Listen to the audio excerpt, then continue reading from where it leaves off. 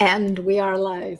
Happy Thursday. Happy September. I don't know what to say. How many happies can we have? In any case, it's September. I still can't believe it. Can you? I don't know.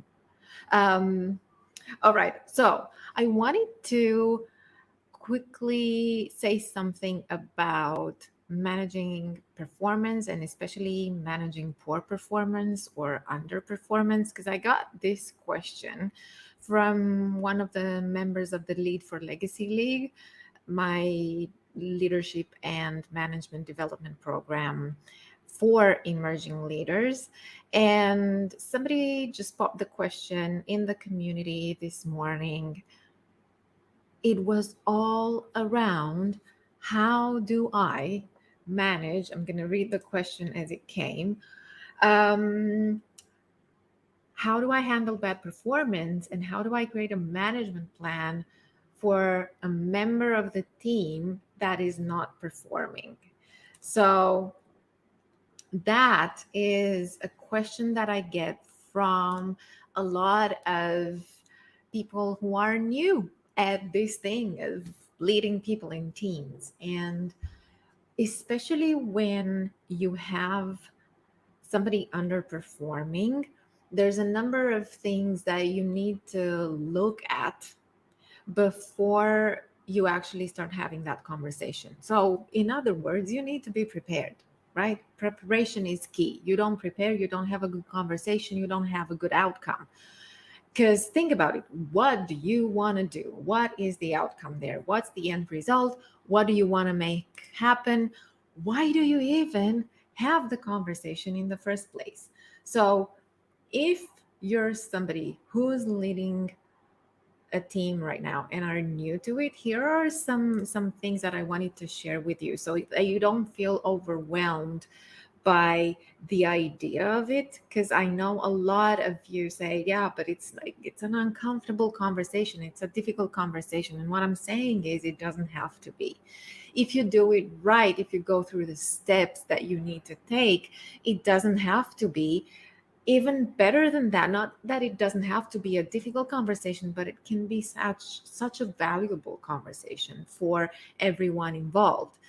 So first of all, what I want to say is look at how bad performance is measured.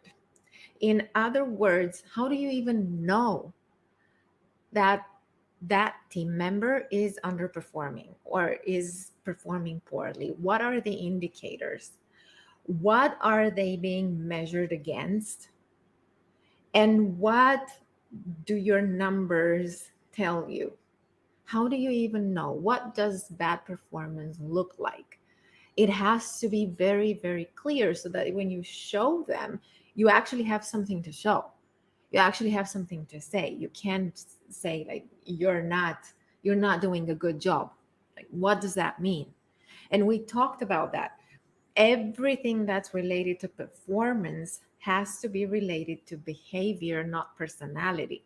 So, really, that's why, yeah, doing all of those personality assessments that tells you the kind of personalities that you have on the team, but it doesn't tell you anything about the kind of energy that your team members bring on the team. It doesn't tell you about the impact that they're going to make, and it does not predict behavior. Personality does not predict behavior. So when you look at bad performance, you have to be able to show what are the actions that tell me that this is a bad performance. And so that's step number two. What the number one, how does bad performance look? And number two, what does good performance look like? So let's take an example here. And if you have your own examples, feel free to put them in the comments. Let's say you have a team member who is supposed to, let's say they work in business development and they're supposed to call, I don't know, 10 to make 10 calls a day. And they don't.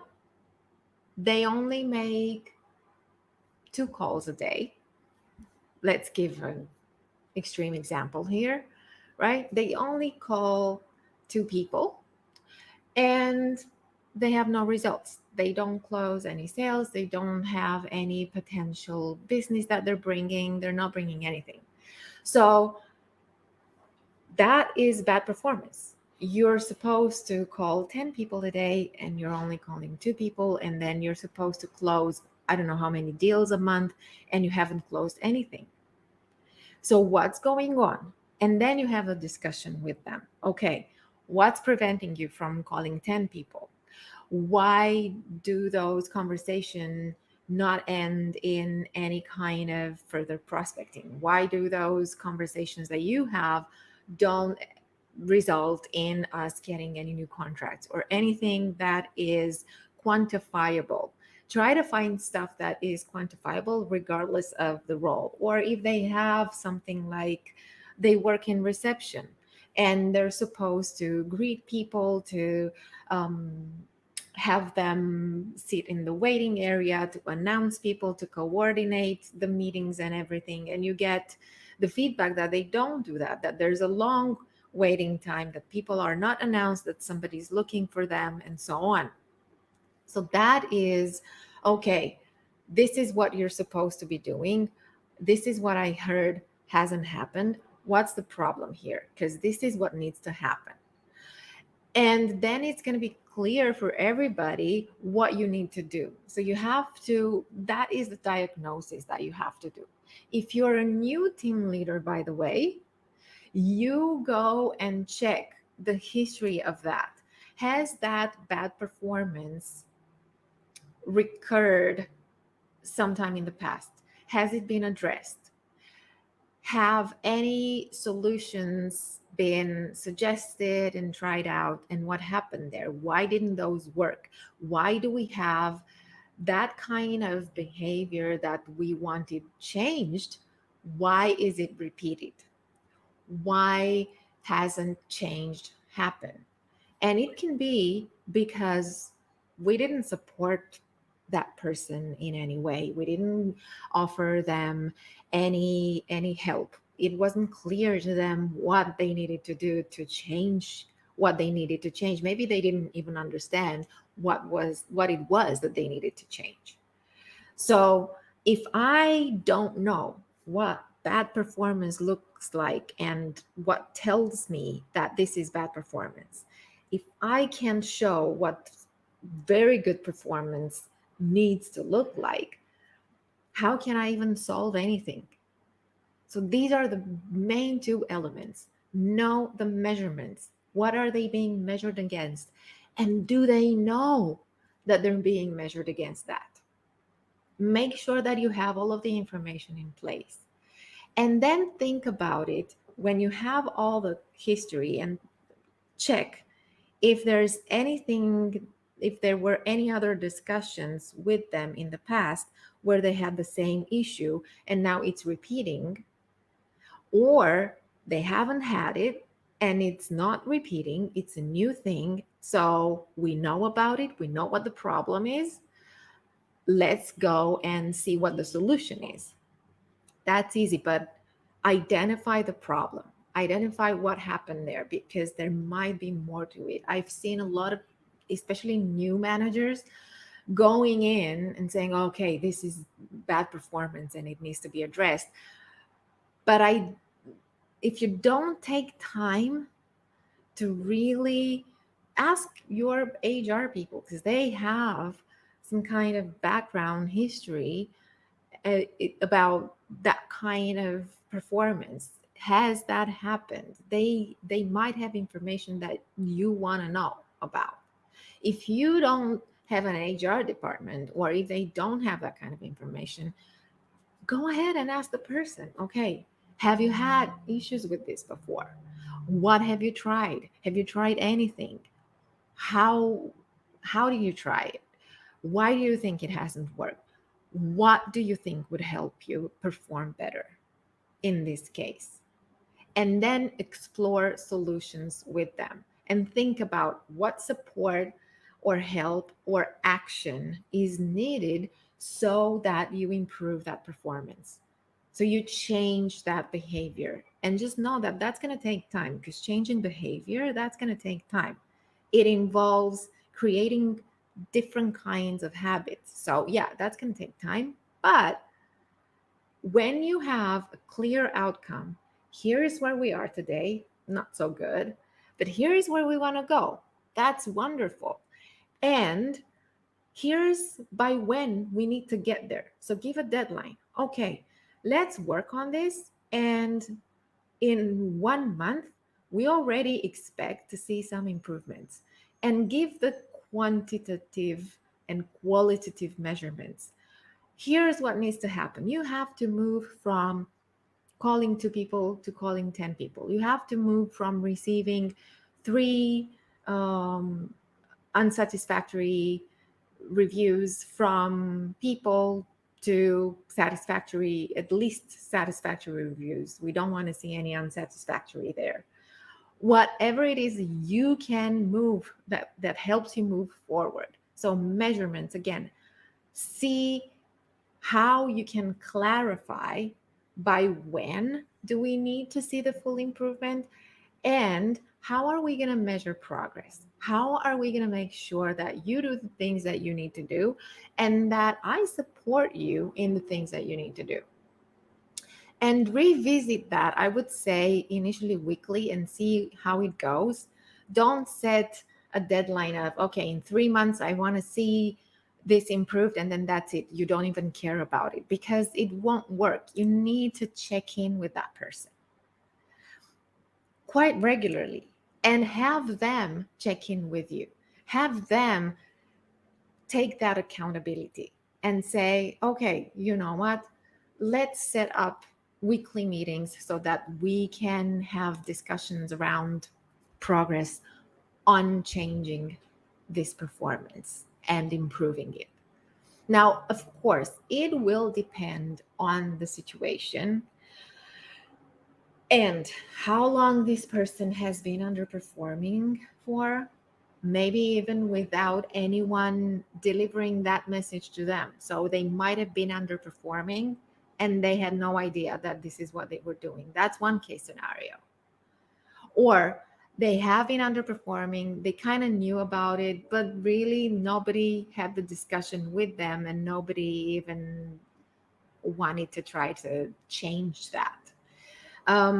See what some of the expectations have been in the past, what the expectations are right now, and check that duration of poor performance.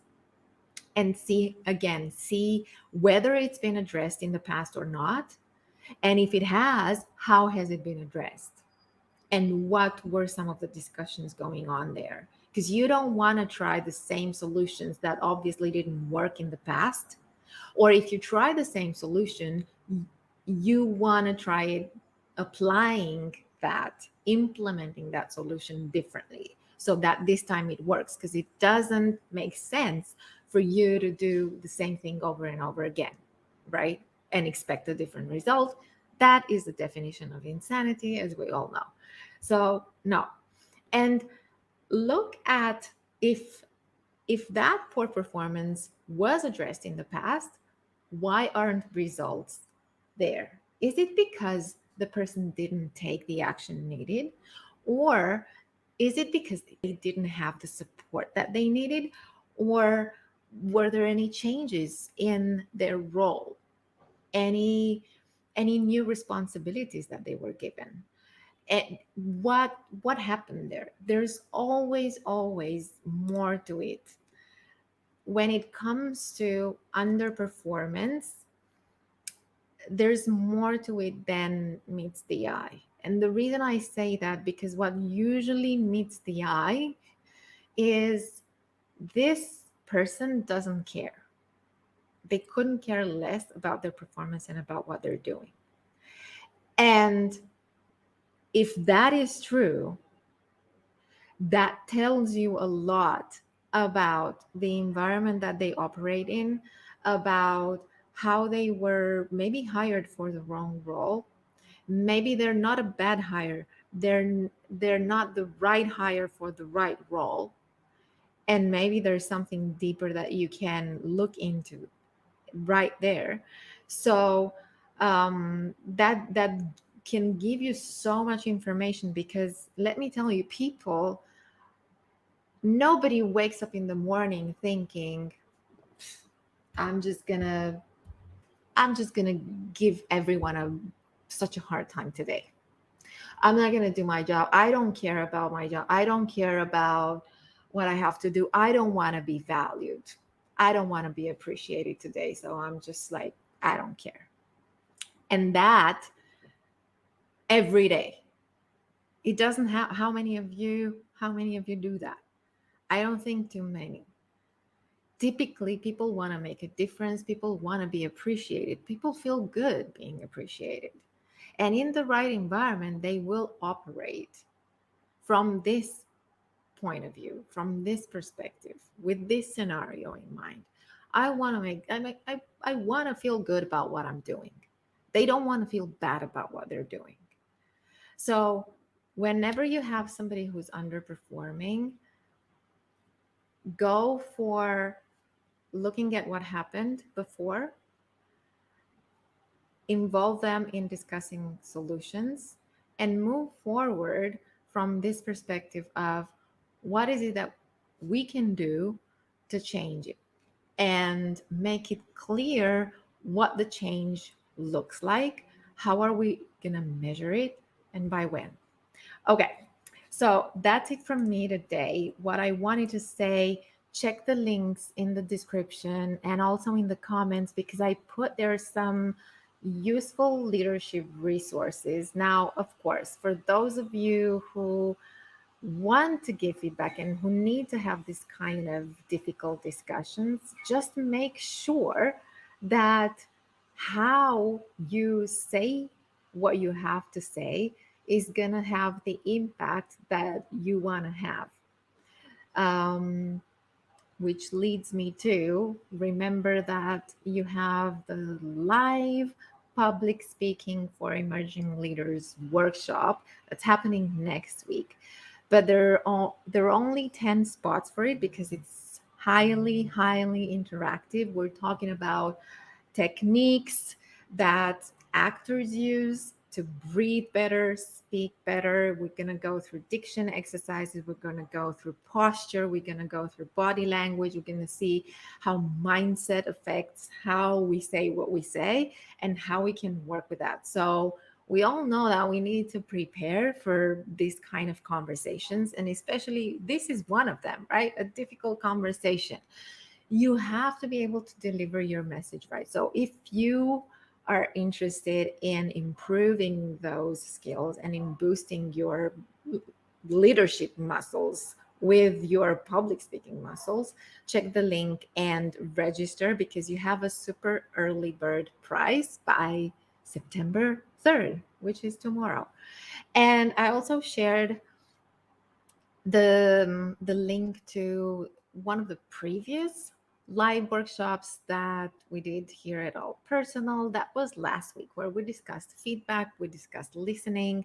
So you need to check that out, because it will also give you an idea of how you can have these conversations, these difficult conversations, and create that space where people are going to contribute and people are going to come up with solutions. And again, you're gonna transform the difficult conversation into a valuable conversation.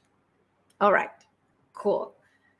That said, have a great rest of your day and week. Whenever you're watching this, leave me some comments here. And if you have any questions, or if you have any suggestions of what worked for you in this kind of difficult conversations, share in the comments, because sharing is caring.